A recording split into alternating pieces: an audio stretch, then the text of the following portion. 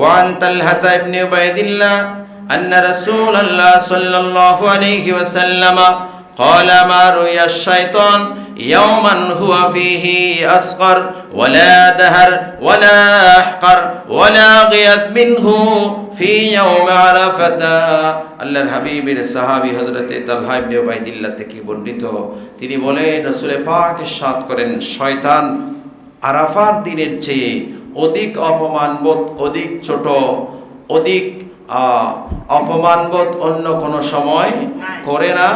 সেদিন মনে করে সে আমার রাজত্ব ক্ষমতা মনে হয় সব শেষে গেছে। লক্ষ লক্ষ বান্দারা আরাফায় উপস্থিত হয়ে আল্লাহর কাছে মাফ চাচ্ছে, আল্লাহ তো মাফ করে দিবে সবাই। আমি এতদিন মুরিদ বানাইলাম জাহান্নামে যাওয়ার জন্য, এখন তো সবাই জান্নাতি হয়ে যাবে, আমার ক্ষমতা মনে হয় শেষ হয়ে যাবে। এইভাবে শয়তান সেদিন বেশি বেশি আফসোস করে।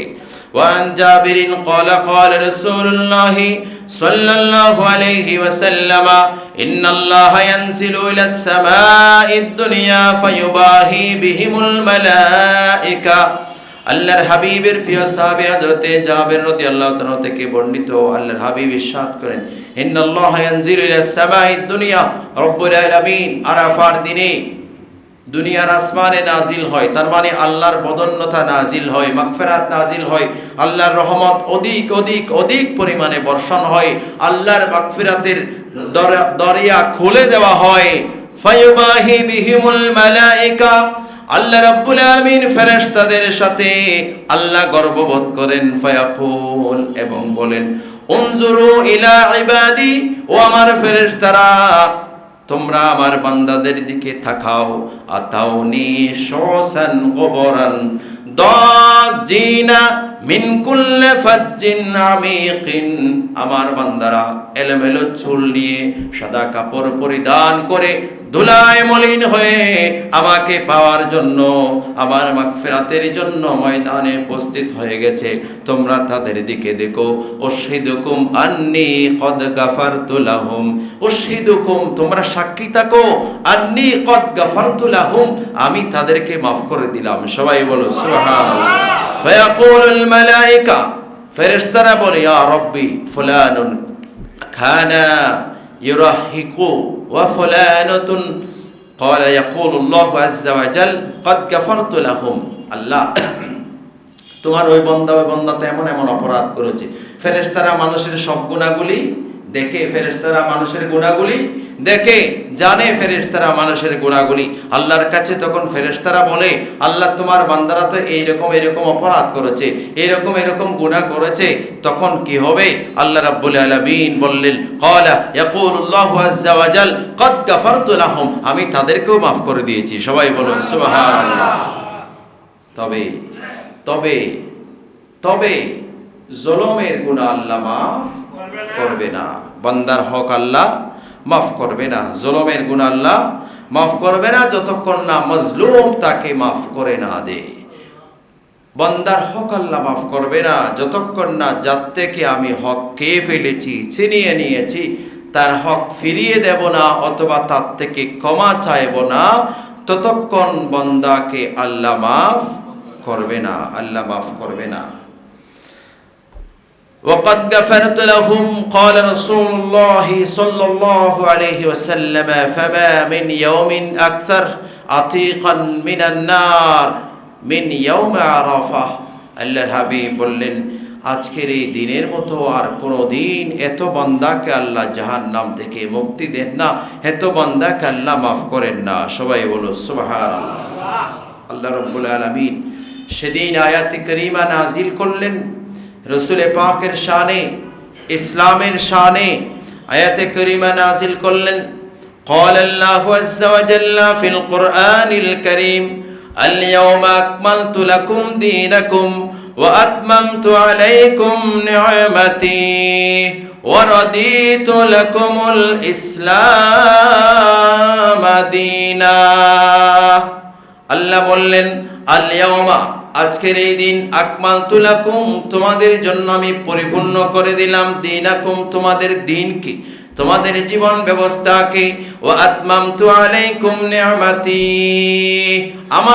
আমি পরিপূর্ণ করে দিলাম তোমাদের জন্য আমার নিয়ামতকে, ওয়া রাদিতু লাকুমুল ইসলাম দীনা, আর আমি ওয়া রাদিতু সন্তুষ্ট হলাম, লাকুমুল ইসলাম দীনা তোমাদের জন্য ইসলামকে জীবন ব্যবস্থা হিসেবে দিয়ে আমি আল্লাহ সেটার উপরে সন্তুষ্ট হলাম যে তোমাদের জন্য ইসলামই একমাত্র জীবন ব্যবস্থা, ধর্ম। সবাই বলো সুবহানাল্লাহ। ইসলামই একমাত্র জীবন ব্যবস্থা। সে আল্লাহ বলেছেন ওয়ারাদিতু লাকুমুল ইসলাম দীনা, আর আমরা বলবো রাসূল পাক আমাদেরকে শিখিয়ে দিয়েছেন রাদিতু বিল্লাহি রাব্বান ওয়া বিল ইসলামি দীনান ওয়া বি মুহাম্মাদিন সাল্লাল্লাহু আলাইহি ওয়াসাল্লাম রাসূলাও ওয়া নাবিয়্যা।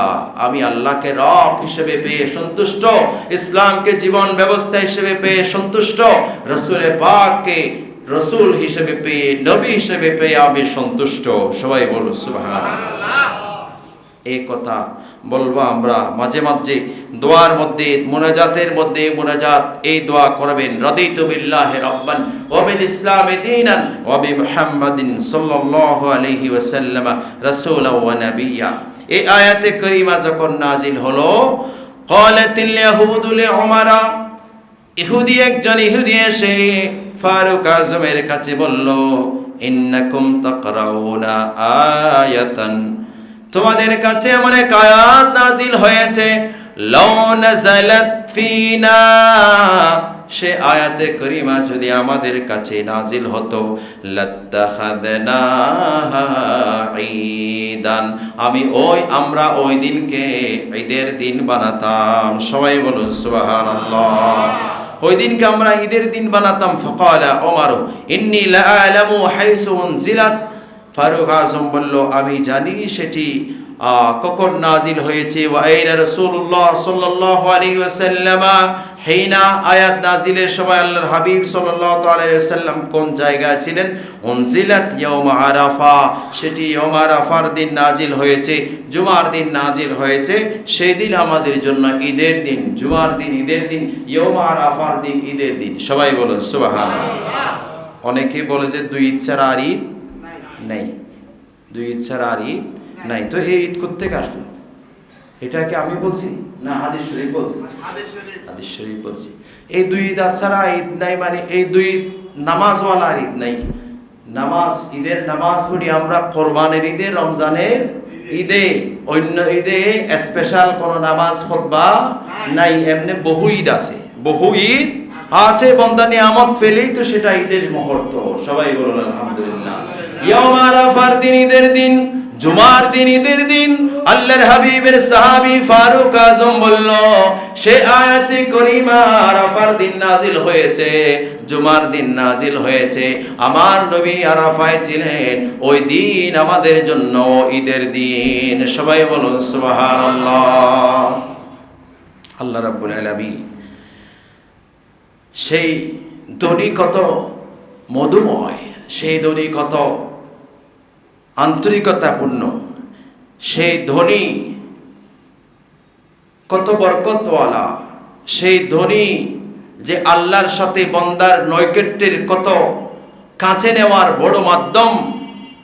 সবাই সমস্বরে হাজিরা বলতে লাগলো, তাওয়াফ করতে করতে, লব্বাইক আল্লাহুম্মা লব্বাইক, লব্বাইক লা শারীকা লাকা লব্বাইক, ইন্নাল হামদা ওয়ান নি'মাতা লাকা ওয়াল মুলক লা শারীকা লাক। সেই ধ্বনি কত মধুমাখা, বান্দার সাথে আল্লাহর সম্পর্কের কি মহব্বতের মাধ্যম। যারা হজ করেছেন ভাগ্যবান, যারা গিয়েছেন তারাও ভাগ্যবান, যাদের তৌফিক হয় নাই আল্লাহ তাদেরকে তৌফিক দান করুন। আর যারা তৌফিক হয়েছে করছে না, আল্লাহ তাদেরকে করার তৌফিক দান করুন। তৌফিক আছে করে না, তার মানে এই ওনার চেয়ে দুর্ভাগা দুনিয়াতে আর থাকতে পারে না। মানুষ কাঁদতেছে যাওয়ার জন্য, আর আমার আছে আমি যাচ্ছি না, আমার আছে আমি যাচ্ছি না। মানুষ কাঁদতেছে যাওয়ার জন্য, কিভাবে যাব কিভাবে যাব। এই বর্ণনাগুলো হাদিসে পাকে যখন আমরা তিলাওয়াত পড়ি, কোরআনুল কারীমে হজের আলোচনা, কিতাবুল মানাসিকের হাদিসগুলো যখন পড়ি, তখন মনে হয় আল্লাহ কখন তৌফিক দিবে, কখন যাব, কখন তৌফিক দিবে, কখন সে আরাফায় অবস্থানকারীদের সাথে লক্ষ লক্ষ মানুষের সাথে আমি নগণ্য কখন শামিল হয়ে যেতে পারবো। আল্লাহ আমাদের সবাইকে তৌফিক দান করুন, আমিন। আল্লাহ রাব্বুল আলামিন আরাফার দিনের উসিলায়, এই আশহুরুল হুরুবের এই 10 দিনের উসিলায় আল্লাহ যেন আমাদের গুনাহগুলি মাফ করেন, আমিন। আল্লাহ যেন আমাদের সবাইকে আরাফায় অবস্থানকারীদের শামিল হাল করেন, যে কোনো মুহূর্তে সুস্থ অবস্থায় আমরাও যেন আরাফায় অবস্থানকারীদের একজন হতে পারি। আল্লাহ সবাইকে তৌফিক দান করুন, আমিন।